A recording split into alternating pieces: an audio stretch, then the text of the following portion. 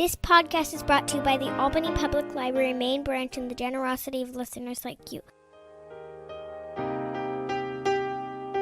What is a podcast? God, Daddy, these people talk as much as you do.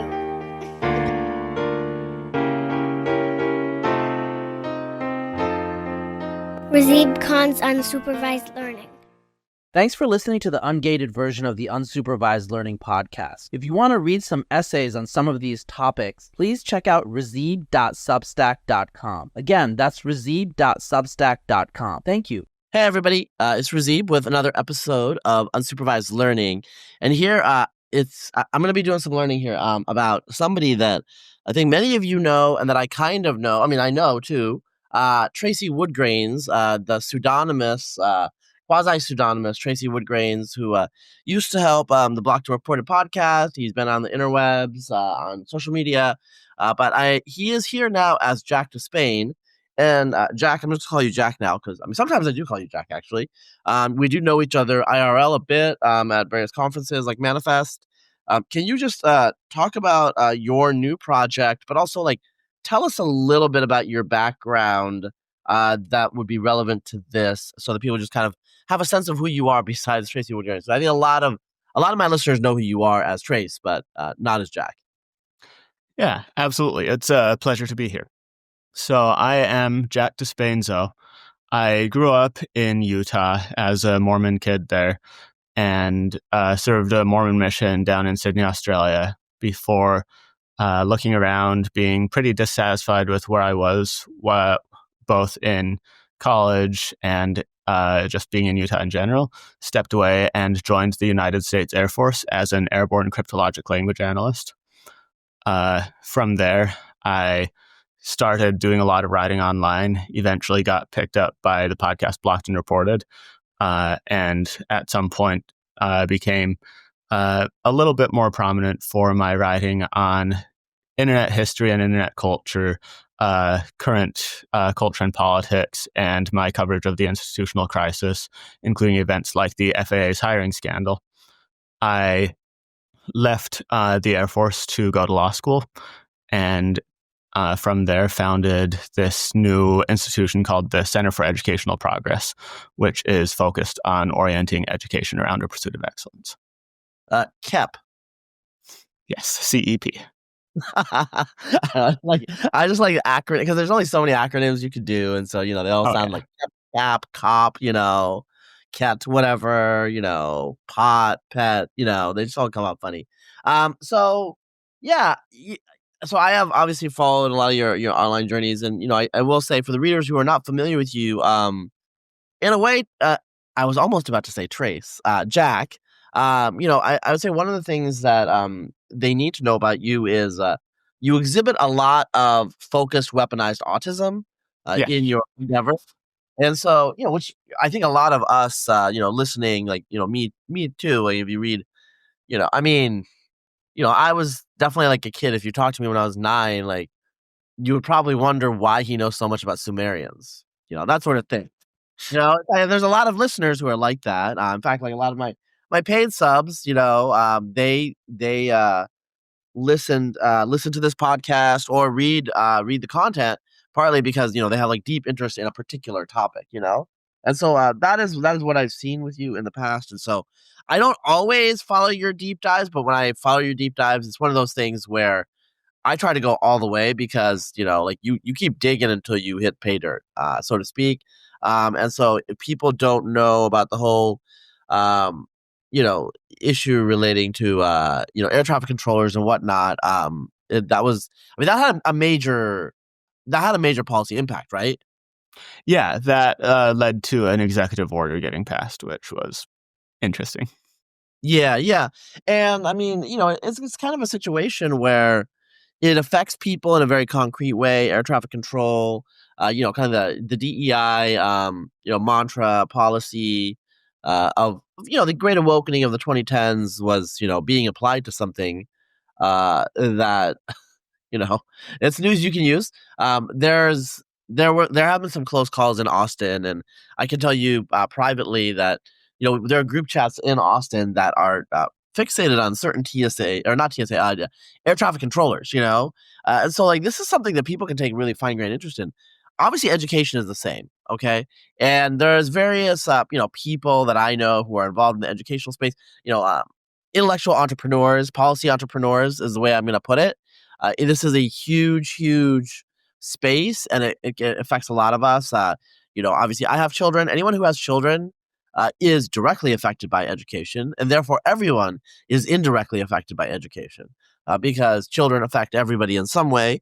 Even if you don't have children and you don't interact with children and you don't like children, you will probably interact with adults who, every single adult, to my knowledge, was a child in the past, and they were educated or miseducated. And also, obviously, people say like things like, "Oh, children are our future," but even if you don't have children, these are the people who are going to be paying into Social Security and driving the economy when you, childless people, are retired. So this is actually everyone's concern, and that's why there's so many educational entrepreneurs. Like, I don't know. Actually, I don't think people know this, but because I haven't had him on, I should. I'm quite friendly with Corey DeAngelis, school choice guy, and he created like the mantra, fun students, not schools.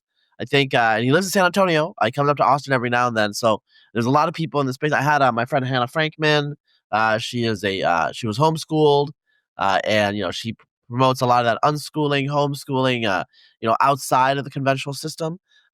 So what is your angle, Jack? Why are you doing this particular thing? And just so people know, you've worked with my friend, Frank, right?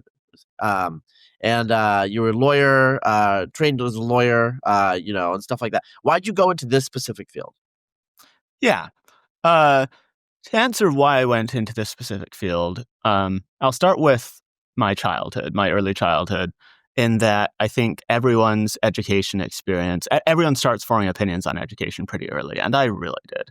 In fact, some of the first memories that I have, and even before I have a memory, I look in the journal that my mom kept about me when I was a very small child.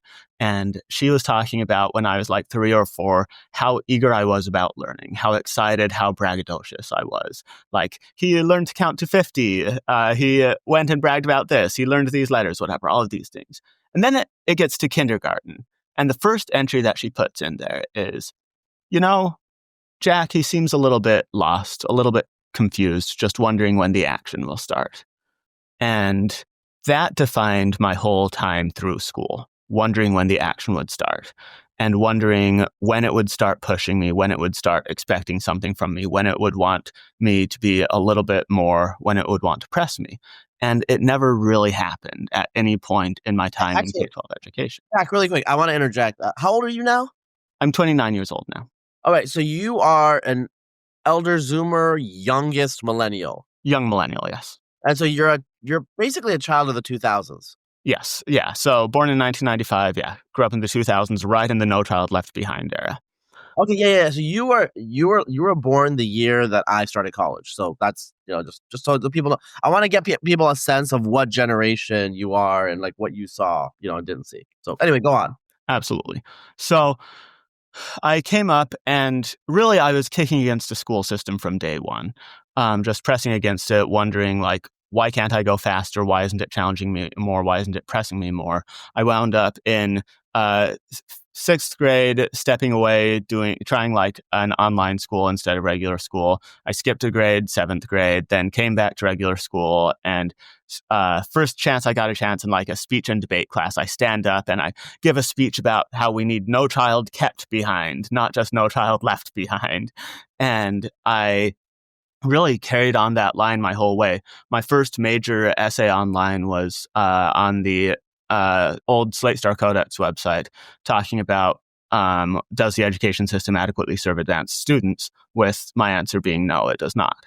And my focus all throughout has been a question of how do we raise the ceiling in education? How do we push people upwards? And what are the interactions between intelligence and expertise? How much of our capacity is innate? How much of it is trained? What can we usefully train? How can we usefully train it? And why are we not doing any of it?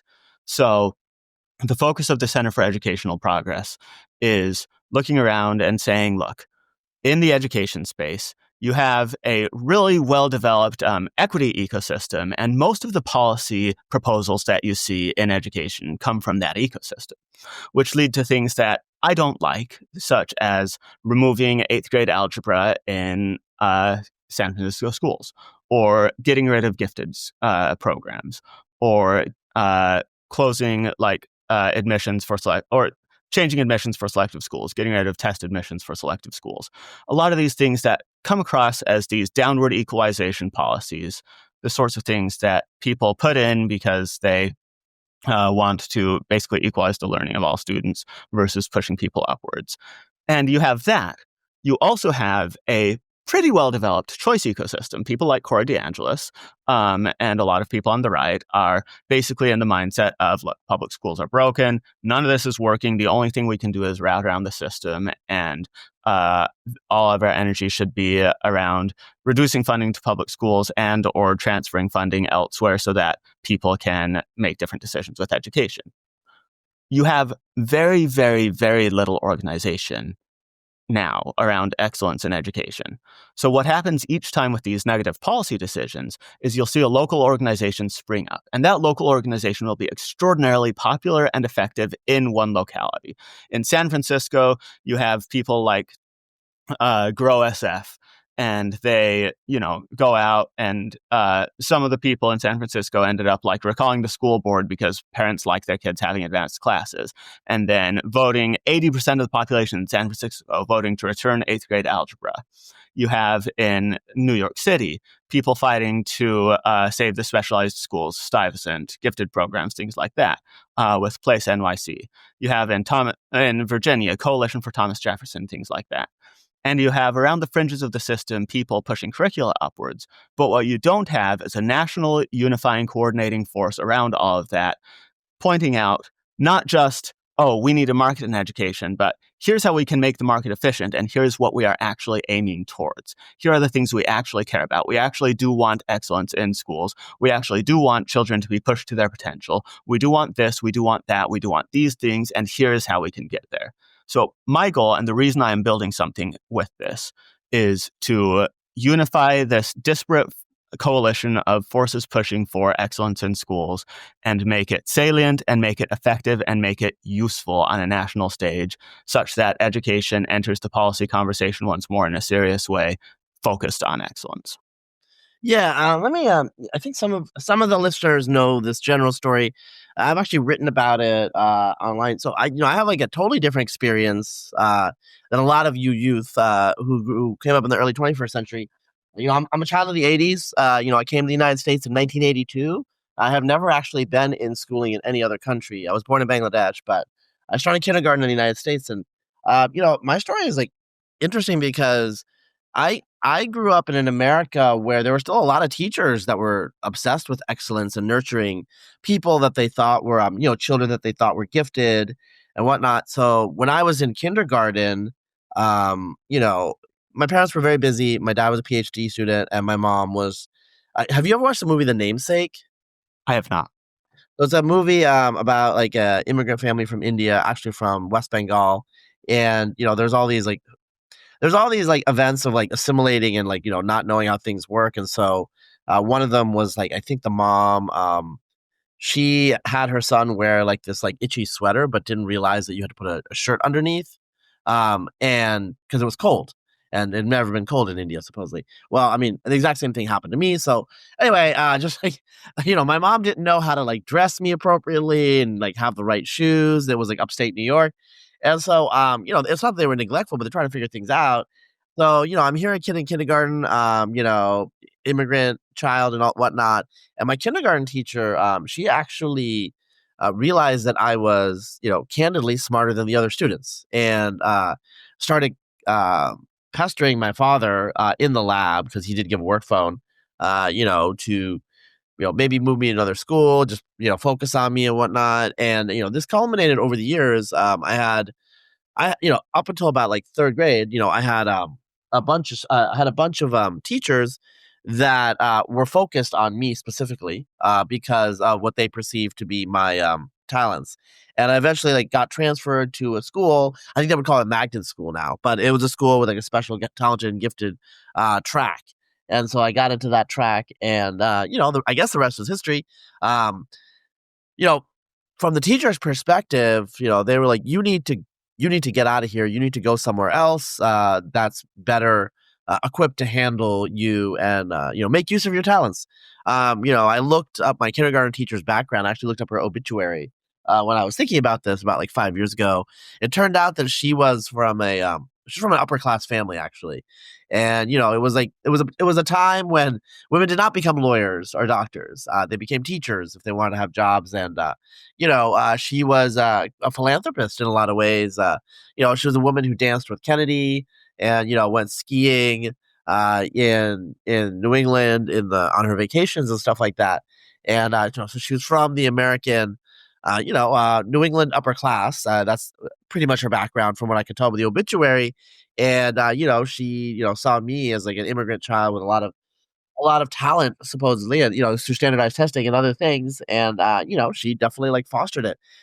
I think that the teachers today, they have quite different attitude, focused on equity and equalizing outcomes, from what I can tell, when they interact with my children and how they have reacted to, because my children also are pretty candidly talented and gifted, as they would say, but they have not gotten at all the same encouragement from schools that are on paper actually like much better than the school that I went to. And I guess the question I have is, how do we get here, bro? Like, what happened? Yeah, that's a fantastic question. The specific issue that I zero in most on, and the thing that I think explains most of it, is, well, I guess I was going to start kind of late in the story. I was going to start in the 60s or the 80s. Let's start still kind of late in the story in the 1930s. The thing you need to understand about education is that every fight in education is an extraordinarily old fight, is centuries old in many ways. And there was a paper that I was just reading from the 1930s or so, a paper on whether ability grouping was effective. And one part of it struck me because I hadn't seen it put this way from something contemporaneous to that at that point. And it was already talking about it as a very old fight, but it was saying there are two competing philosophies in education. And one of these philosophies is this idea of education as this grand equalizer, education as the foundation of democracy, that the purpose of education is to bring everyone into this democratic equalization and bring them all up as equal citizens. And to do that, you have same classes for everyone, and you have the same set of information transmitted to everyone, and you have this grand, I would say sort of a Deweyan ideal. John Dewey, this was an extremely influential educator who really preached a lot of this sort of philosophy. And the other one is something more akin to really achieve what can be achieved in education, you want to push people upwards. The purpose of education is to teach, to see how high each individual can stretch, to look at the individual, to push them, to call them upwards. And for that, you want ability grouping, you want differentiation, you want focus on the individual, and you want to see just how far each can stretch. These two strains have been competing for a very, very long time. But in American education, in education schools in specific, the Deweyan and this equalization, democratization strain was always, always, always dominant. It was always dominant in these schools. There was never a time where it was not more or less in charge of the education schools. However, at some point, starting with the civil rights movements in the 60s, downstream of that, basically, some people who wanted to push this sort of detracking thing jumped on the civil rights movement and added detracking as sort of a civil rights cause. Like this equalization in education, we can't have proper democracy without this equalization in education. And at that point, not only did they have this authority in these education schools, they suddenly claimed a great deal more moral authority from that point, and it became, among a group of activists, this emphatic, necessary cause that we need to detract schools. from there, in 1985, Jeannie Oakes, an educator, wrote a book called Keeping Track, where she presented this qualitative study that was basically arguing everything about ability grouping is bad. Everything about separating children out by ability level is terrible. Everything about teaching children to their level. There is no reason for gifted students, quote unquote gifted students, no reason for average students, no reason for poor students to give them separate classes or anything like that, that they all should be in the same classroom, learning the same things, working together. And this took over. So this book has something like 10,000 citations at this point. It is the absolute dominant philosophical strain in education schools and institutions. Everywhere there are education institutions at this point, this strain of thinking is how it goes. When I'm in law school, the only education law class that I was able to take at my school was an equity and bias in education class, talking about basically this equalization stuff. I open my law casebook, and when it talks about ability grouping, it looks at it as this suspect thing that should be illegal but isn't illegal. And this is endemic. Every part of the institutions built around this has this attitude. Yeah, I mean, to older people who haven't raised their kids in this environment, it'll sound pretty weird, actually, I think. I mean, so my assumption, I mean, and you can get into the details, like, the opposite strain was dominant maybe after World War II, maybe when I was a kid, partly because of Sputnik and the space race, and they're trying to focus on, kids with STEM abilities. I don't know. But there was a different attitude. I mean, I experienced it when I was young. Whereas, it's been like pulling teeth to get my kids pushed forward in any way. And the teachers and the schools kind of resist it. And there are laws in many states about gifted kids and what you have to do to them, and the schools kind of ignore the laws from what I can see personally. And then they're kind of like forced to follow along with certain things because of the explicit statute, but they don't like it, they don't want it. I will say, pairing this anti-tracking push with America's racial issues was definitely, though, politically an incredibly powerful, move, right? Because now gifted education is racist. Ooh, okay, that just sounds bad. Yeah, no, it was powerful. And you're right to point to things like, so there was Sputnik and the space race was one thing where excellence really came in vogue. And then in the 80s, you had again this, A Nation at Risk report that was talking about we need to bring academic excellence back, so forth. And then you had sort of a mutation and a merging of the two in No Child Left Behind. And this is what I find interesting in education policy with a lot of these things, is that Democrats and Republicans have never been that far apart with education policy. But what you saw happen by the time No Child Left Behind hit is that people focused on the idea of excellence, quote unquote. We're focused on the idea of standards. We're focused on the idea that you could and should be raising all children to a flat standard, and that schools below that standard were definitely doing something wrong for their kids. And if you're above that standard, you don't really need to think about that. Like, people above that standard are fine. And so excellence became defined as just like, have this really strict standard, and we are going to pull every school below this up to this standard. And so suddenly excellence and equity became paired in this way that was extremely popular in a bipartisan way. Republicans and Democrats both supported this idea that we are going to do all of this. And at the time of No Child Left Behind in 2001, they were saying, we absolutely, by 2013, 2014, we are going to have all schools in America with the same number of students at this standard. We're going to have everyone be able to hit this bar of proficiency. At that time, the day they passed that bill, they knew they were lying. The day they passed that bill, they knew that it would not happen. Anyone informed knew that it would not happen the day they passed it. But the allure of this equalization message was so powerful by that point and so pervasive that nobody really thought to question it, and nobody really thought to point out, there are issues with this. The tragic result of that, it wasn't just tragic for the students at the top, the students who could have been pushed more. One of the biggest tragedies is that it meant that every school, every teacher, every principal every administrator who was trying to help the students who were worst off was suddenly looked at with suspicion. Oh, you are failing these students. De facto, if they are not up to this standard, you as teachers, as admins, you guys are below standard and you are failing them. And we're going to cut off your funding, we're going to criticize you, we're going to attack you. And suddenly, it was sort of this perverse combination of this ideal of excellence and this ideal of equity, where because of these things, we are going to attack and defund and criticize the people trying to help the most vulnerable students because they are not bringing them up to this mythical flat standard, while we are also ignoring the students above this flat standard. Yeah, I mean, when I was younger, younger than you, I think I started hearing the beginnings of this because, I heard from the experts. I remember from the experts. Well, it turns out if you just make the minimum standard higher, students rise to it. And I was like, oh wow, I mean that's simple.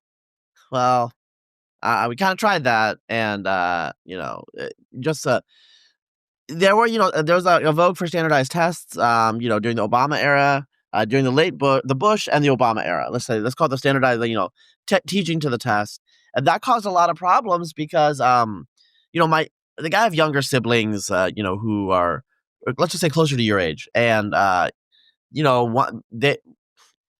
they test pretty well, is what I'm gonna say, and so they actually teaching to the test was a big thing where it's the schools spent a fair amount of time in the year figuring out how to get their bottom performers up to passing the standard, which meant that they ignored the students. Frankly, that standardized test was easy for them, and so they just didn't really do anything. My youngest brother would bring home worksheets that were just a joke for him. So he play video games, So I saw the downside of that when you're just focusing on getting the bottom up.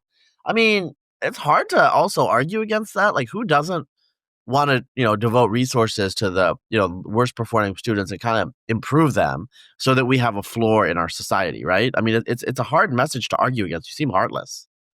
Yeah, well, you seem heartless, and I don't think you should argue against that part. I think that the message is very simple. For the students at the bottom, the students at the top, students wherever they are, it's kids learn at different rates. And what that means is that with kids, what you want to do pedagogically, you want to test what they know, and you want to teach them where they are at. That is really the fundamental of education. Testing what people know and then teaching them where they're at. That is the most basic thing schools can do. And that could mean ability grouping. That could mean other forms of individualization. People have said, oh, we're doing this via in-class differentiation.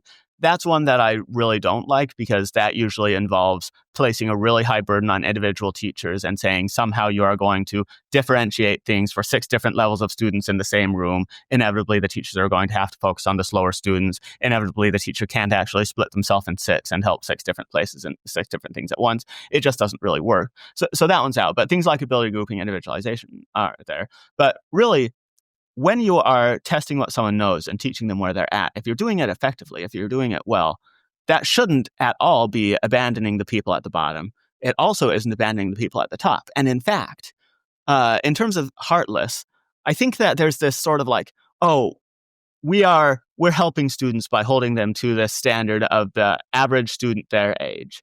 That by saying, hey, if you work 3 times as hard as the people next to you, you can keep up with them. And if they don't do that, you start saying, well, what? You're being slow. You're lagging. It's your fault, or it's your teacher's fault, or it's your family's fault, or it's your parents' fault. It's someone's fault. You are failing.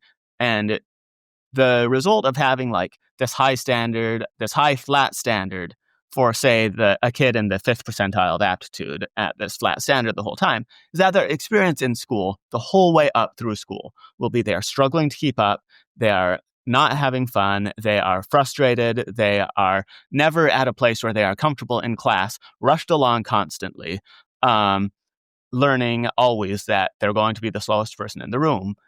I don't think that's nice to them. I don't think that's good to them. I don't think that's helpful to them. But that has become the sort of dogmatic standard practice for them. And I think there's something perverse in that. Yeah, I mean, I will give an example. I have before on this podcast. So my daughter, she did Korean fan dance. So I got to know a lot of Korean Americans. And but a lot of them, not a lot, but I mean, some of them are also from Korea. Actually, a fair number from Korea. I didn't talk to too many of them, but one of them, arrived when he was 25. He married a Korean American woman, and he managed a restaurant. Good middle class guy, had a good life. When I talked to him about education, he was very anti-educational, and the reason is, in South Korea, there's a lot of pressure for everyone to become a doctor. Now, believe it or not, a whole nation cannot all become physicians. Okay.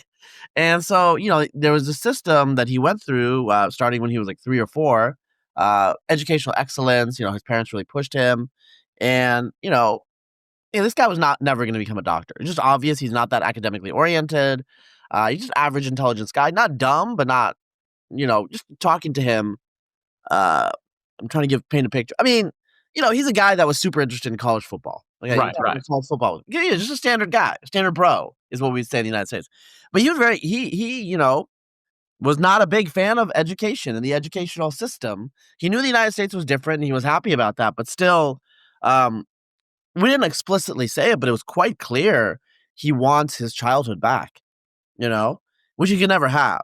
And so, he spent his whole childhood from when he was 3 or 4 to become this professional that would make his parents proud and do really well on tests. And it's just quite clear that he just didn't do well enough. He couldn't become a doctor or whatever they wanted to. And, he's got a degree. I don't know in what, I'm not quite clear if he came to the United States early or not. I mean, he has a slight accent, but, he works managing a restaurant. He is, pays his mortgage. He pays, whatever. He's a good guy. But, he has this attitude towards, school. And I think that's what happens sometimes when you put pressure on people and, they can't perform. And, as I think a lot of listeners know, and Jack, there are issues with suicide, even in Asian American dominated high schools like in Cupertino, because everyone is pressured, which, there's an interaction effect between your abilities and how much your environmental context, what the incentives are. I mean, it does change people. There are people who are, more mediocre than other people, but they have different social cultural context. They're going to be, conscientious enough to follow some of the rules, and they will do better than they otherwise would have if they didn't have the push and the push from home and the culture and the pull from the school system, right? So that does have some returns on the margin, but you go too far, like a place like South Carolina or South Korea, or what was happening during the No Child Left Behind period, and then you get perverse outcomes. So, for example, in the United States, as you know, Jack, there were schools that had miraculous turnarounds because the teachers and the administration cheated. Yes. Because that's what ends up happening when you make everybody. It would be like, how do I say this? I'm just gonna say it. Because I've had Ethan Strauss on. Aziz Ansari went to some gifted school when he was growing up in South Carolina, and I've talked to other people who've gone to this school. I have a friend who was quite proud that he was smarter than all the Chinese and Indians. He went to the same school in South Carolina, and it was science and technology school. He's a white guy, but anyway, it would be like if you're you've got to win the state football championship to those kids. I mean, they could try. They're just going to get crushed. Right. I mean, it's just cruel. I mean, they can win the math Olympiad of that state, obviously. They have the talents and the ability to do that. You're making a request. You're asking them to push themselves in a direction where the results could actually, result in success. Whereas, that, people that look like Aziz Ansari, they ain't never going to win the state championship in football, And we understand this intuitively when it comes to sport, when it comes to athletics, where, yes, you could be a nerd and you could hit the gym and eat right and do better, obviously. But that doesn't mean that you're going to be a star athlete.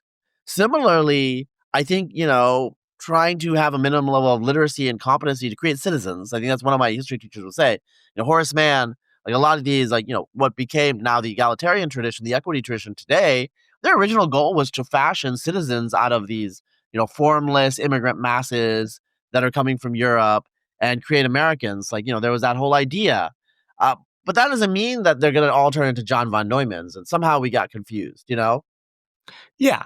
Yeah. There's a lot of meat there. There's a lot of value there. And I think that part of the key with all of that, there are a lot of things to poke at with that.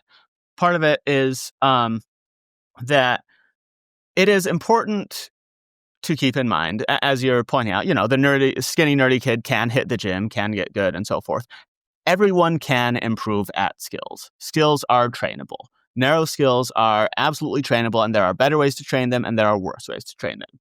Everyone will not improve at the same rate. Everyone will not improve to the same degree at those skills.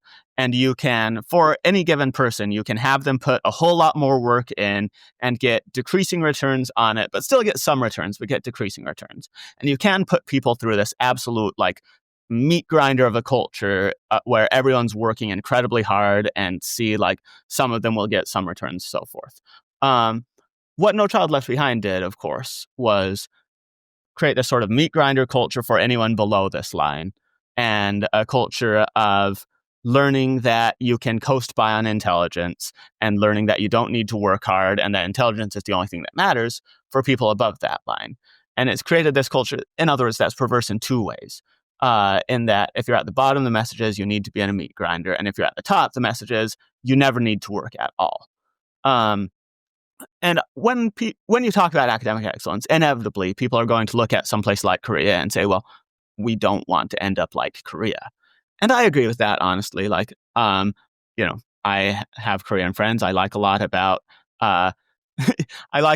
Koreans as people. I think that Koreans don't really like their education system, don't really like the meat grinder culture that they have, really. And Americans certainly don't like that educational culture. But for me, when you're looking at the question of excellence, what it is not how much work can we pile on everyone, but how can we respect people's time? In other words, how can we, for example, with a student who is prepared to learn algebra in third grade, are you going to drag this student through 4 more years of math well below their level before you let them get to algebra?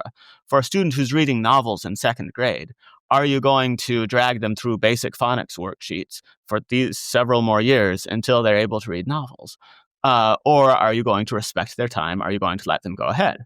Or for the students that are struggling, the students that are slower, are you going to set this flat standard that says they are failing if they are not at the same standard as the 80th percentile, whatever students of their thing? Or are you going to respect their time, respect their ability, and give them the opportunity to stay in the zone of proximal development for themselves? That is, to stay where they are constantly pushing themselves, but not breaking themselves against the work. And when I think about excellence in education and where it's gone so astray, I think it really has gone astray by this idea that we can just have everyone work harder and more and faster and better, whatever, instead of just saying, look, there are a lot of inefficiencies in the system that inevitably enter when you try to keep everyone to a flat standard. And just don't try to keep everyone to a flat standard and watch a lot of those inefficiencies go away. Yeah, I mean, so I feel like we talk about vibe shifts a lot now. I feel like peak equity should be anchored around BLM 2020, and we should be declining. But the teachers that were teaching then are teaching now. Anyone who has kids in the public schools knows it doesn't matter how conservative your school district is; the teachers be commies. So I'm kind of exaggerating, but they are believers in this. So where are we now at kind of like the pendulum that swings between these two poles that you've been alluding to? Yeah. So we're in a really interesting place right now. And the reason I created the Center for Educational Progress right now is because I think we are in a place of extraordinary opportunity. And what that opportunity is that the great majority of the American public is completely out of sway, completely out of line with the great majority of education institutions. Teachers, I don't actually have a grudge against individual teachers. I think individual teachers end up in the system that they're in doing what they can for the kids that they have. And by and large, teachers mean well and do well. I do have a grudge against education schools, and I do have a grudge against a lot of administrators and a lot of school boards. But what you'll see is that this idea of equalization is essentially just the accepted dogma across every education school, across most admins, across basically every progressive nonprofit, so forth. Like anywhere that is default education is going to default to this. So as one example, and I'm not listing this because it is the most notable, I'm listing it because it's the one I stumbled across yesterday. You go to the National Association of Secondary School Principals, and you click their page on tracking and ability grouping in middle level and high schools. And they'll talk about keeping track, and they'll talk about all the flaws with it. And they'll say that it is that they urge people not to do it, and they urge people to, create this flat culture, and they believe it is an obsolete practice in the context of high expectations for all. And that is the dogma across all of these things. However, you look at the public, and every time they try to implement this dogma more, I mean, they get away with it a lot, but every time it gains salience, the public flips out. People hate removing advanced classes. They hate removing gifted classes. They hate this idea of downward leveling. They hate it, I think, more passionately than most people realize. So, David Shore, yeah? Yeah. So David, for those who don't know, brilliant guy, does a lot of polling for the Democratic Party. He was one of the earliest guests on this podcast. Oh, fantastic. Yeah, so his firm Blue Rose Research did some polling on issues for the Democratic Party. The single least popular issue that they found, less popular than abolish the police, less popular than reparations, was getting rid of advanced classes in schools. People hate this policy. They hate this whole line of policy when it is made salient, when they're exposed to it, when there are serious arguments against it. However, because education has become so low salience lately, and because everyone is so cynical about education lately, neither party really feels like it has a direction for education. Republicans say abolish the Department of Education, whatever. Democrats say fund schools, whatever. No one really knows what they're pushing for. No one made it a center issue of the election. In 2000, education was one of the central issues of the campaign. In 2024, no one cares. No one cared. No one thought about it. And because it's so low salience, when it's low salience, this equalization stuff wins by default because all these institutions are there. When it is high salience, people want excellence and people want these opportunities. So we have just this extraordinary gap between institutional capacity and what the people want. Such that I think the time is now urgently to make excellence something that is once again a bipartisan issue, once again an issue in a way that the public can understand and think about and engage with. And I think that you can find in both parties, the parties move in lockstep. The parties are both a little bit cynical. Usually the parties move in lockstep is not true. On education, parties move in lockstep is a lot more true than it is in a lot of other issues. Education has always felt like a bit more of a bipartisan thing. Everyone sort of acts like they want the same things. I really think that in terms of political, electoral politics, so forth, that this idea of educational excellence and focus on raising the ceiling for people, focus on things like ability grouping, things like science of learning stuff, it is an extraordinarily popular issue, and it is presented to people, and it just hasn't been presented to people very much. So there's huge opportunity right now, but by default, it won't happen. Yeah, I think that's totally right. It's interesting also, of the two parties, in terms of education, the Republicans, they have some school choice people that are there, but ever since frankly, the fiasco of the George W. Bush administration, Republicans have turned away from focusing on education. George W. Bush was actually, aside from the war on terror, his signature issue was No Child Left Behind and education early on in his administration. Later, he pivoted to, privatization of Social Security and other things like that. Okay, so but early on, he had kind of co-opted the whole educational plank. And in Texas, he did various things.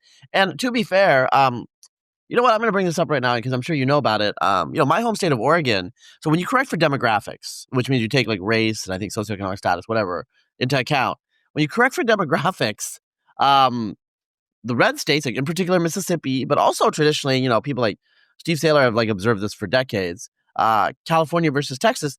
Texas does better with the human capital endowment it has. Mississippi does better with the human capital endowment it has. Whereas my home state of Oregon, recently it came out that Oregon is the worst, basically the worst performing state. Yeah. And I know, like 3 or 4 or 5 years ago, maybe 6 years ago, they got rid of science testing because they this is what used to be called liberal racism. Right. But this is true in Oregon. They're like, oh well, they explicitly said, well, we're going to get rid of this because minorities do badly on this test. Okay. And I remember I kind of flipped out, and there were people on science Twitter, like Nick Matsky. I'm going to name him. He's an academic, and he's spent some time in Oregon. I think he's originally from Indiana, but anyway, he was like, he's got super woke, and he was like, kind of poo-pooing me. Well, you know what, Nick? Our kids don't learn now no more. Just fucking look at the statistics. It's just infuriating how badly Oregon is doing. I know how Oregon is run. Okay, this is equity. When I went to University of Oregon for a while, the superintendent was the child of field workers in Eastern Oregon, Mexican American, and this could be a feel good story of a kid who knows the value of education. He was a total commie. Okay, total commie. This is a predominantly I know what happened to that school district in the Eugene school district. I know people there. All of the best teachers, this is a predominantly non-Hispanic white district, all the best teachers for years, it turned out they were all Latino or Black. They were just doing straight up racist stuff, okay? Everyone there knows, and everyone there, will not call it out. So there was stuff like that was happening in Oregon. Oregon is the state, this is unrelated to education, but it shows you the mentality. They were, putting the few Black people they have in the state ahead of the line for the vaccination, ahead of the old people. This is how messed up Oregon has become with this social justice thinking. They're kind of pulling back on some of the stuff like the drug decriminalization. They are pulling back. They tried that libertarian experiment. It was a disaster, But anyway, you just look at the statistics, and Oregon way, way underperforms. Mississippi is just at the other end. And, Mississippi is the red state, is the racist state. Well, Oregon is the anti-racist state. And look what happened. They messed up education for all their kids, actually.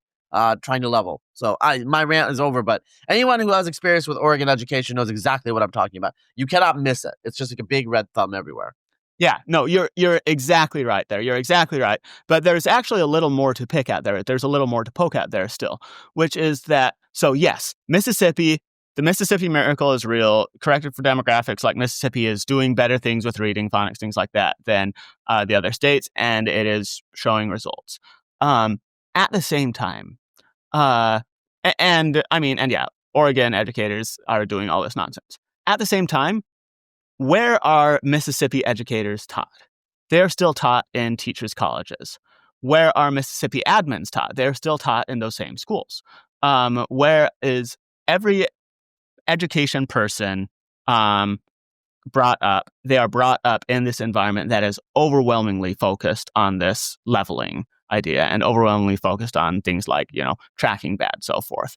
And there is really no, you have fragments. You have the classical schools movement, things like that, bits and pieces, you could say. They have different things. But basically, people's common sense on a lot of this, parts of people's common sense are very right with education. Parts of people's common sense are very wrong. We haven't gotten into a lot of the science of learning stuff, but there are some interesting examples where people's common sense is wrong. But one case where people's common sense is basically right is just teach kids where they're at and they'll do well. Let smart kids go ahead. That's good. Help people out where they're at. That's good. These are the default instincts people have, and then they get it trained out of them. And so the schools that, or the places where people are less likely to get it trained out of them are the places that do better. The individuals that are less likely to have it trained out of them, immigrants or people who are not acculturated to this, educated progressive culture, whatever, are more likely to do better with it. But there is not actual, you don't have, say, this rich right-wing organization of focused on here's what works in education and here's what excellence in education looks like, things like that. You have the school choice movement. You have people saying, let's get out of these institutions and let the market figure it out. And it's always let the market figure it out. It's always let someone figure it out. Someone is going to figure this out. Someone will do it. And very, very rarely do you actually have the people who are saying, okay, we are figuring this out, we are actually doing it, and we are transmitting it at scale. There's just this void there. Yeah, there's a pipeline problem. It's interesting. This is kind of like, like entrepreneurs in healthcare policy that are conservative. There's aren't that many. There's a couple of people, I think, at Cato. Yeah, there's a couple of people, but when you talk about healthcare policy, it's not a very like active field right now because of Obamacare passed. It's they're okay. They're gonna kick people off Medicare, whatever. The point is, like, in terms of like healthcare, like we are playing around at the margins compared to where we were 20 years ago. But 20 years ago, it was all a liberal left thing. Conservatives, aside from a couple of libertarians, they really didn't have a response except for standing authority history and just stop, right? I think education, as I think most listeners know, 9 out of 10 or whatever teachers that donate to politics donate to the Democratic Party. Teachers unions and the educational establishment are firmly part of the interest group coalition of the Democratic Party. Chicago's the worst mayor in Chicago's history, arguably Brandon Johnson, is basically totally in hock to the teachers unions. I don't want to get like super political about the whole teachers unions issue because it's not like directly connected to this equity agenda and the egalitarian agenda that you're talking about, but it's definitely an accelerant, right? Yes. Yeah. And can you just talk about the control that the teachers unions in the United States have over education? Sometimes like a control that, they're public servants, but a lot of times they dictate more what they do because of the power of the union and the administrators than, because the administrators usually are trained as teachers, than the people that they're serving, which is, the parents of the children. You talk about what's going on there. Yeah. So look, teachers unions, I don't have exactly as much of a beef with unions qua unions as a lot of people do. Like, I don't really like it, but it's not my focus so much. But what you'll see, the purpose of the teachers union is to represent teachers. And then what happens in terms of who rises to the top of the teachers union, it is going to be both extremely liberal left people, as you're alluding to, extremely politically active, opinionated people, and people who have absorbed the milieu of the education schools 100%. This isn't just teachers unions. It is one thing I want to point out. It's going to be basically every organization of educators. So like that National Association of Secondary School Principals is an example. Or say the National Council of Teachers of Mathematics is another example. Anytime you have this like group of educators, anytime they like people who rise to the top of that, whatever, they are going to, by default, be very, very skeptical of anything that smells of tracking. Very, very skeptical of anything that smells of this sort of differentiation. Very focused on this ideal of leveling. And this is across the board. National Council of Teachers of Mathematics recommends detracking math. The secondary school principals thing recommends not ability grouping students, things like that. This is default. And of course, the teachers unions are going to basically feel the same way, do the same thing. And so everything that I'm saying, everything that I'm doing, teachers unions would probably have a fit about a lot of it, would not be thrilled about a lot of it. And that's the sort of thing that, sways constituencies and groups that care a lot about them. The dynamic with that is basically I don't really care to step on their toes any more than I have to, in the sense of excellence in education matters. I don't really care. I'm not coming after firing teachers. I think is overrated. Things like that I think are overrated. I don't think I don't think that's the way through. I don't think clashing head to head with the unions on everything is the way through. You just have to focus on the things that matter most to you, make the case for those things, and then these groups like that, look, they have political sway, they have institutional sway. What they don't have is popularity on these issues. And if you have a few committed people who are really driving home a popular issue, then institutions that are defending an unpopular status quo, as long as that issue rises in salience, there's only so much those institutions can do. But it does need to rise in salience. It does need to be something that people are talking about, thinking about, listening to. Right now, one of the biggest fights in education recently, this drives me crazy. This sort of thing drives me crazy. And a lot of people have rallied around it as, no, it matters. I'll stand by it doesn't, which is the book bans in schools thing. Like, should we have these 6 books in elementary school, middle school libraries or not? And, the left has made a big deal about, oh, you're free speech, whatever. And the right has made a big deal about this is obscenity in schools, yada, yada, yada. Look, kids have phones. Every child has access to the internet. I don't care what book is in a school library. They don't read anyway. Kids don't go to the school library and read these books very much. Like, there's a almost completely symbolic fight over like a small handful of books in these school libraries that's whipping so many people up, because that's the sort of thing that's gaining salience in education. And nobody is really thinking or talking about curriculum, about like pushing kids upwards, because no one really has a vision for it. No one really has a vision for this sort of thing. And so it's just like completely faded from the picture, and people are left fighting symbolic fights. Yeah. Yeah. Symbolic fights are, culture war, all that stuff, as you know, is very attractive. People are like, they're like moths to the flame about that sort of topic. But the reality is, gifted education, education in general is a big deal. It has outcome, across people's lives. And I think the gifted thing in particular is interesting because it makes people like pretty passionate, because there are kids, there are, people out there, they come from some struggling background. Their parents aren't very focused. And, we could use a different word than gifted, but whatever. Like kids that like just do well in school, academically talented, and their lives were changed when they got put into a classroom where their talents and abilities were not taken for granted. I mean, because I would say in a regular classroom, often the best case scenario is you will be left alone and your talents are taken for granted. Right. The teacher just doesn't pay attention to you because they know that you're going to teach yourself. The worst case scenario is, you're picked on.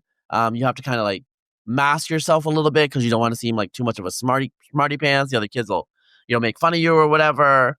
Which like, I think like for listeners that grew up in upper middle class, suburban environment, they're like, oh, like, well, that's weird. Like, where would that happen? But, there are inner city schools and rural schools where that sort of stuff happens, where people of more diverse backgrounds, frankly, mix together. And it's not like they're prejudiced against talented and gifted kids, but, there's a level of jealousy and annoyance and that will come up. And so I feel like this is something that is a big deal for a minority of people who don't come from, comfortable backgrounds where all of their, needs were taken care of in this way. Like, I'll give you an example. My kids go to various enrichment camps and, math camps and all these other things. I pay for that, right? Right. There's a lot of parents, they can't afford it or they don't know about it. And so the schools, the public resources out there, sometimes, like I had teachers that were looking out for me. My parents were busy. They didn't know what was going on. I had teachers that were like, oh, this kid's really smart. He should be with other smart kids. Like that was their philosophy back then. I was in various talented and gifted things where, basically, you're hanging out with these other kids and it's just like, oh, everyone else is a nerd and it's okay. And you don't have to kind of trim your sails. That's the way that I'll explain it. It's kind of like a little bit like going to graduate school or something like that, where it's like, oh, everyone else is nerd. Everyone else pretty good at school. I mean, they're not geniuses. Not everyone's a genius, but everyone's kind of has a minimal level of interest in school. And that can be transformative to be in that environment. Yeah, it can be transformative. And you're absolutely right in terms of like the people it's for. Like people are cynical about it sometimes because they're like, you're just privileging the already privileged. The already privileged go to private school. And honestly, the private schools aren't at all free from the same like curses that public schools have. Like most private schools, teachers are going to come from the same places, have the same backgrounds, have the same ideas as the ones in the public schools. Administrators, the same thing, so forth. So it's not like they are being necessarily challenged in the same way, but they have options, they have opportunities.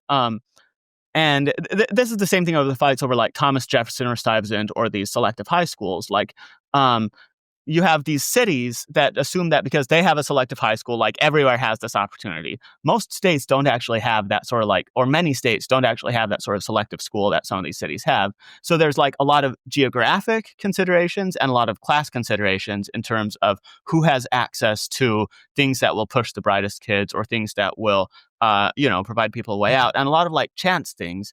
And so when I'm talking about this sort of thing, it's less privileging the already privileged, helping the ones who already are helped, as much as like looking for the kids who have parents who aren't sure what's going on, who aren't Razib Khan, who aren't going to like put their kids in math camps and be tracking all the private schools and know the best ways to, give opportunity and so forth. It's parents who are trusting the system to do its job, and who lack the other options, who are being failed by a system that has systematically deprioritized excellence. You know what this reminds me of? It's kind of unrelated to gifted education. Remember bilingual education? Yeah.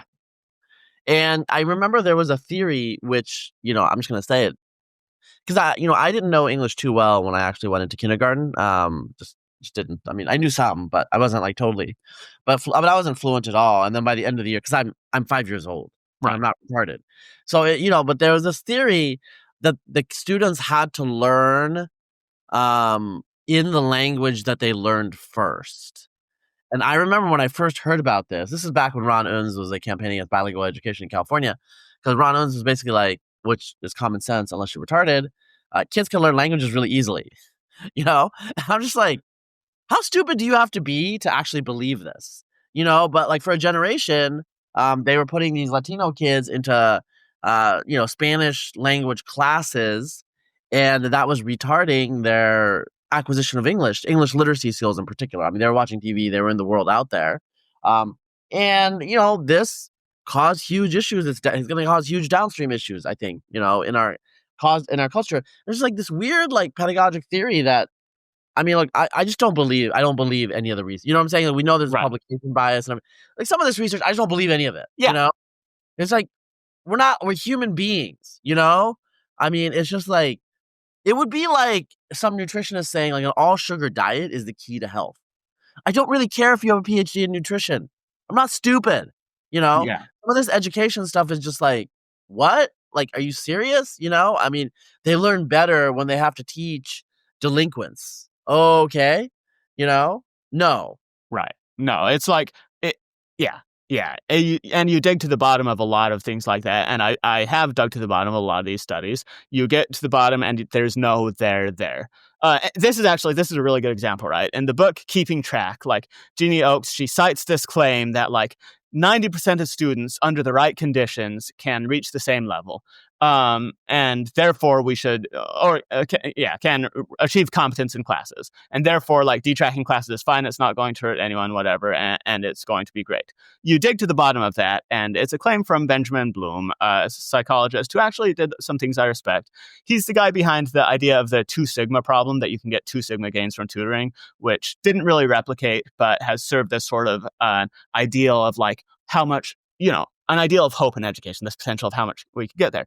Anyway, you dig to the bottom of this 90% claim that he made, and it was basically like 90% of people can get through the basic college curriculum, or sorry, not college, the basic like high school curriculum was his theory. If you give them, and then he lists the like specific things you would want to do. If you do this mastery learning sort of thing where you like test what they know and teach them where they're at, where he gives options for it, right? He's like, you can tutor for it. You can ability group for it. You can do non-graded schools. Anything that like teaches them at their level and keeps them up there.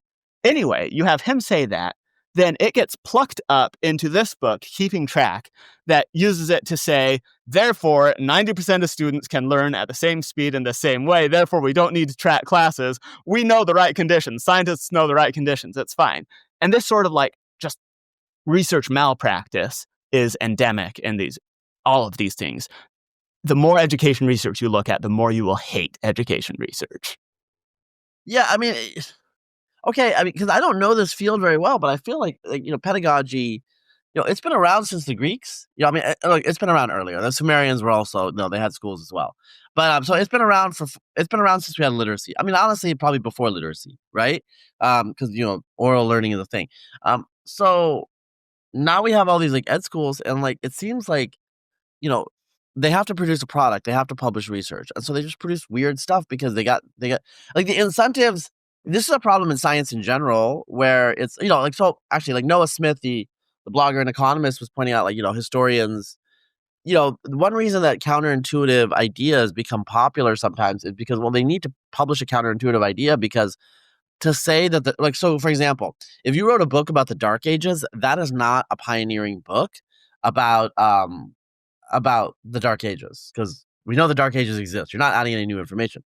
You write a book called The Bright Ages about how they're actually like very bright.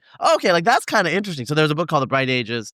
It's kind of like a woke book, but also like it focused on the late medieval period, actually, when Europe was massively on the upswing. Not the real Dark Ages, which are kind of between like 600 AD to 1000 AD. The short of it is the Dark Ages are a real thing. You're really not going to publish research that disconfirms this. We just know that it's a fact, right? Like in Western Europe, there was a massive collapse of civilization, literacy, intellectual production, creativity, everything like that. Okay. You're not going to publish something that's counter to that. What you're going to do is like show, for example, but they still like had Latin in the court of Gododin in, southern Scotland in 580 AD. So it wasn't quite that dark. But that's not going to be in the title, And so all of a sudden, like, this meme is going to spread. The Dark Ages were not dark. No, they just have, like, incentives to, like, publish a little counterintuitive thing, and they have to blow it up in the press release. That's just, and, like, the next thing you know, there's a new orthodoxy. So that is absolutely true for a lot of fields. I'm actually going to push back on that in the context of education. I don't think that's specifically the explanation in education.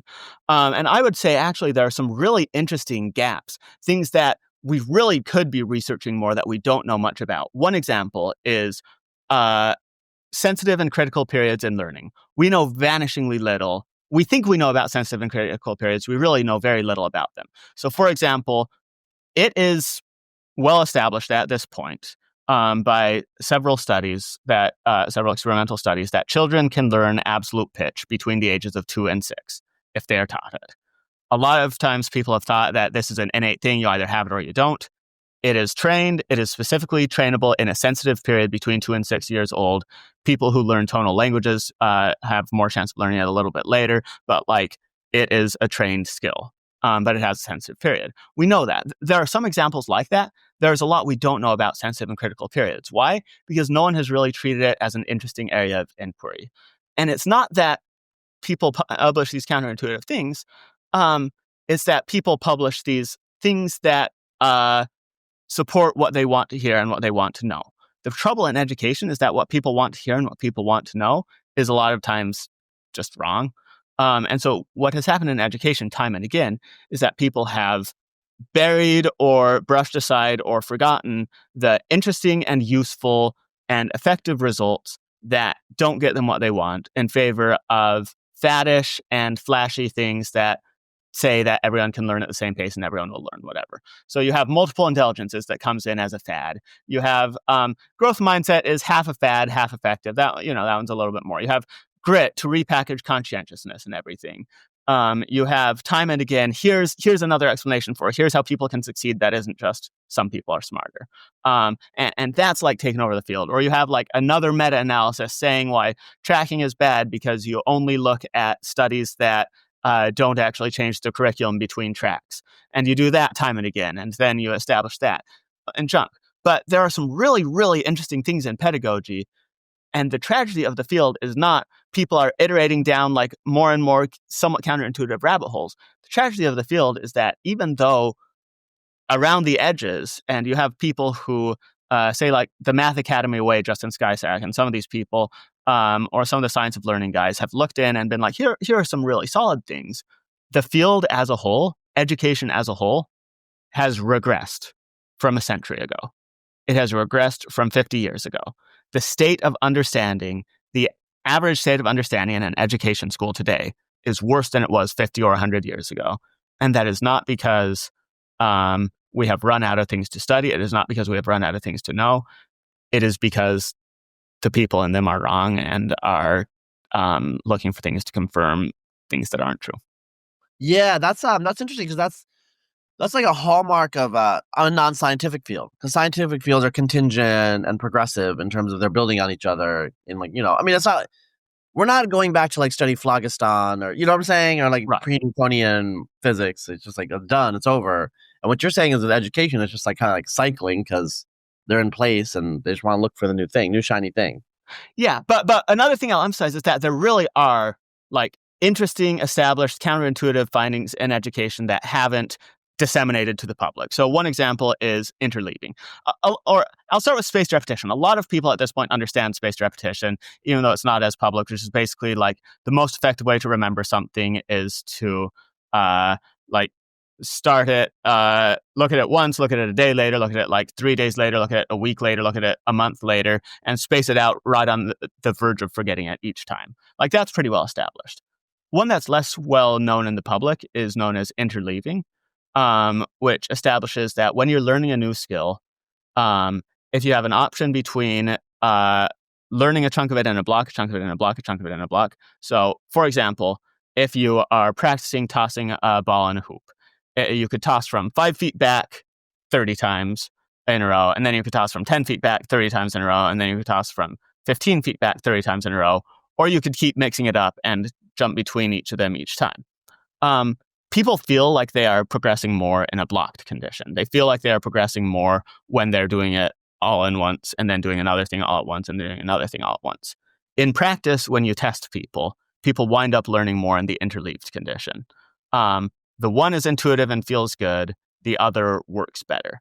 And there are a lot of these things in education that aren't that flashy, that aren't that well known, but that are real and that are effective, and that go against some of our instincts. There are some scientific elements there.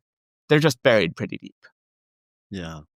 That's a good point. I mean, there's things we know and we can actually apply it. I mean, go figure. I mean, okay, so is this your can I as we're closing out now, can I ask you, is this your main thing now? Is this your passion?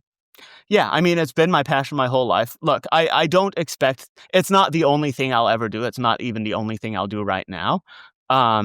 But education has always been a part of the things I've talked about. It's not what I became immediately known for, but as I was becoming immediately known for other things, I was like, fantastic. Finally, I have a chance to expose everyone to all this education stuff. Finally, I have a chance to yell at them about this stuff. Finally, maybe I have a chance to make a difference in this area, because I really do think there is a tremendous amount to be done in this area. CEP will be my main thing. Like after graduating law school, that's where I hope to focus. And I plan to look for a broader political revitalization project and look for ways to contribute to a general project of encouraging the world towards excellence more generally beyond education, and building up my particular curious brand of centrist politics and things like that. But education is and will be my core focus. Well, I sometimes I interview people, it's just like, it's about interesting topic, but I mean, I think people can tell by my voice and just my manner here that I definitely am pretty well aligned. I definitely am I pretty much endorse everything that you're saying, and I hope CEP does well. I hope you become a big deal. I think what you're saying, it doesn't have to be an ideological thing. We don't need to take sides. As you said, gifted education, this sort of thing. We could use some other word, but it's all a marketing gimmick anyway. It's popular. People want the best and the brightest to contribute to our society, and they want those who are not the best and the brightest to be the best that they can be. And I think mushing them all together like mashed potato, kind of like a educational mashed potato, is not optimal, right? We are not all the same. And that's okay. And I think, your message here is part of what we need as a country in this 21st century, when, the Chinese are not, they're not in their Cultural Revolution phase. They are generating a lot of engineering grads. I don't know if you listen to my podcast with Steve Chu. We need to get our shit together. So the time of engaging in these fads is coming to a close if we want to be competitive and we want to be remain America, the world's alpha power, the world's alpha hyperpower, right? We need to throw all our best human capital at some of the problems that we're confronting, and I think that this is important to think about. Yeah, I appreciate it. And in closing, I'll just reiterate, it really is. A lot of things really are simple in it, and they just haven't been done. And one of the simplest things you can say is look at how many schools test what people know and then teach them where they're at, compared to how many could vanishingly few do it effectively. And it's a simple message. It's an effective message. It is one that is popular as long as people hear it. And it's one that I think has a lot of potential, like you said, to be a nonpartisan and effective refocusing of education. Test what people know, teach them where they're at. Yeah, for sure, man. Well, I will see you online. People who want to find you can find you online. Although I looked you up, you're on LinkedIn now. I sent a message request. And so this has been great talking to you. I think people can tell time went fast. You had a lot to say, and I had a lot to say in response to you. But I think a lot of people are going to be thinking about this. Those of you who are not parents yet, you will be confronting this in the United. If you're in the United States in this century, you will be confronting this. And if you were parents of people who are quite a bit older than your grandparents, maybe. So it's relevant to a lot of us. All right. Okay, I'll talk to you later, Jack. All right, it's been a pleasure. Take care.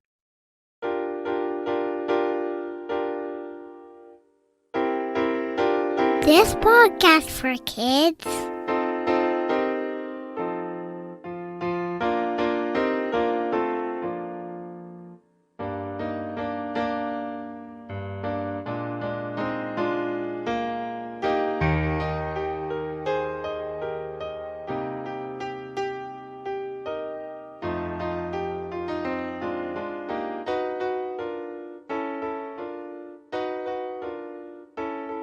This